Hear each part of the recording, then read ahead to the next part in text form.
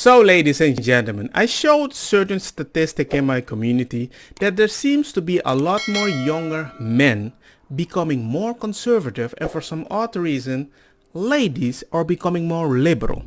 And people were pissed and they were wondering why. Why are little kids at 12-year old having more conservative quality? Maybe they're blaming centered people conservative. I don't know, but I got some videos that can give you an idea. Oh, we're comparing stats. Baby girl doesn't know that I am Tom Brady at this game. Married at 18, divorced at 21. Second marriage, married at 25, divorced at 28. Third engagement, engaged at 29, ended it at 30, but I kept the ring. I'm still keeping Tom Brady on his toes. We should not be afraid to leave these men. We are not stuck with these people. Marriage is not a sanctimonious thing. It is paperwork. It's something, it's a commitment you make to someone. But if you feel like you're not getting anything from that commitment and you're trying, you gotta go. You gotta go. You have to go. I know it's difficult to fill out paperwork and to make appointments and to do all of these things, but this is your fucking life. Do you want to be stuck with someone? Period. Do you want to be stuck with someone? With all due respect, you are an ex-porn star. Officially in bed, you should be doing exactly the perfect thing to make the man happy, which just tells me, with your attitude alone, you can't keep the man. You can't keep the man. Maybe the man treats you in the wrong way. Yes, I can get that. But I would always say, how did you meet the person? How do they value life? Why are they appreciating you? Are they judging you because you're an ex-porn star? Did you guide them? It's an uphill battle that you don't care about how people perceive us and want maybe a private life. Maybe the guy wants a private life. But you're Mia Khalifa. You want the attention. So maybe the guy is like, I don't want to appreciate you in front of the public, not liking you because I don't even like that attention in my personal life. Now you can't keep a man. How does he prop you up? And how does he bring you down to earth? We have actually been having trouble finding that balance because recently it's been a little hard for him to reconcile my past, and that has caused some issues in the relationship. And we're working through it and trying to communicate and trying to just ease any discomfort or, it's really hard. He has never been used to this many eyes and this many voices, and it got to him a little bit, and it's been really hard for us to get through, but we're working on it. So the whole propping up and bringing back down to earth, there's a little bit too much bringing down to earth right now and not enough propping up, and we're just trying to find that balance. I'm not saying that she doesn't deserve love. It sucks if that is your life because you put yourself out there as if you put a tattoo on your face. And yes, I know it's annoying. You might not be a bad person, but you have to deal with it. If I walk in an alley and I see somebody with a tattoo in a gangster face, you might have a smile. It's still scary. It's a social stigma. And the same thing with your own world. I'm sorry that life is hard, but did you ever think about the person that wants to date you like a reasonable person without that? Maybe they like you not for that, and now they found out there's always that. They're going to think about, can I really build a future with this person? Would that person want to live very privately in a way? I don't know. Maybe that's not even possible because you are a social icon. You're always talking on social media, and certain men do not like that. Maybe most men that you can have a decent life, they want to live it a little private. So even if you guys can find a common ground, the idea that your work is so out there, even if it is your right, maybe certain men don't want to deal with it. And you don't find love. The easiest thing in the entire world. If you are wondering how you and another woman got the same man, it is because men are the easiest thing in the entire world. I have never wanted a man and not gotten him. Do you have any idea how many men have wanted me and not gotten me? Granted, some dusties have caught me slipping, but there has never been a single man that I have wanted that I have not gotten because men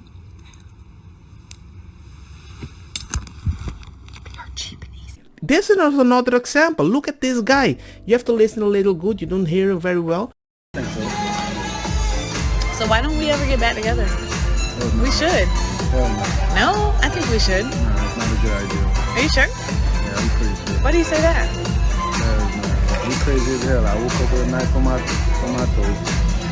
But that was Going but, through my phone, accusing me of stuff I didn't do. but that was a reason to. What's the reason for that? You're a liar.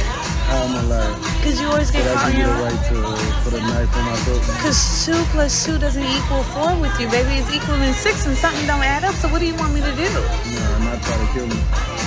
Well, sometimes people time come to an end and I just felt like, but you know what? God came by my side and told me it wasn't time. So you wouldn't want to be with me? No, like I said, you crazy as hell. You an over person. Okay, what about the good things about me? I ain't hearing. If I ever met a woman that I woke up that had a knife near my neck, because maybe I lied, maybe I didn't, but you're already searching my phone 24/7 and you're insecure. It's all about the social stigma, how people perceive you. Maybe he made some bad jokes. I don't know. I can get that. But the moment you can just come to me, well, I just put a knife to your neck. It's okay. But why do you want to be me? God told me to not kill you. I'm like, really? God told you? Really? Maybe it's an Old Testament God next time. Hey, sacrifice him to prove me if you love me. I mean, bruh, why? We have this social stigma with boys and men and we never get the benefit of a doubt. Sure, certain go, well, if you meet a crazy gal, don't do it. But the idea that it's so normalized that whenever something like that goes out for men, that a lady challenged me in a specific way, everybody would usually ask me, what did you do? Look at this, you got lazy say, ladies can never do anything wrong. What I'm trying to say with this whole thing, it's like a weird hypocrisy that keeps happening that I wish that it could stop. Okay? I can say specific things because immediately I'm attacked. But then you see the same people suddenly are all about equity, sharing the benefit at the same time, as long as they also have a platform at that equity, and they can decide who can go a little up, low, bada bing, bada boom. And it reminds me of this commercial that I thought, how could you advocate for something like this? The good opportunities because she have 4 kids, but she works really hard and she's very intelligent. But she's also very shy. And Blig. her man here. Yeah, her Husband? He have two women. 2 women, then the 2 baby wives. He's married to 2 women. Yes. 2 women. Yes. Your wife and your other wife is She live here. also here. Yes. And she another here. Okay. Yes. And is it a problem for in Sweden to have 2 wives? مشكلة في السويد إنه عندك بنت نسوانتين. Yeah, me 10 years. Syria, 2, 3, 4, no problem. Sweden, problem 1. So what are you gonna do? إيش بدك تعمل؟ إيش بدك؟ شو؟ وبتجوز النوبة الثالثة. I get married the third. Okay. لأنه عندنا ناس سويدينية from Sweden here. Swedish woman. Okay. I can see some enrichment of Swedish culture here. What I've learned during my years working with people from different countries is that you have to be very respectful over for different cultures because in every culture there is something that is better than in your culture. In the tradition where they come from, the wife has to do a lot. She needs to serve the man. And it's very hard if you have a few kids, you need to wash, you need to cook, you need to go shopping, everything. So actually there are women that like tell their husbands to get a second wife. And where they are like involved to find a good second wife. Because I can feel like that.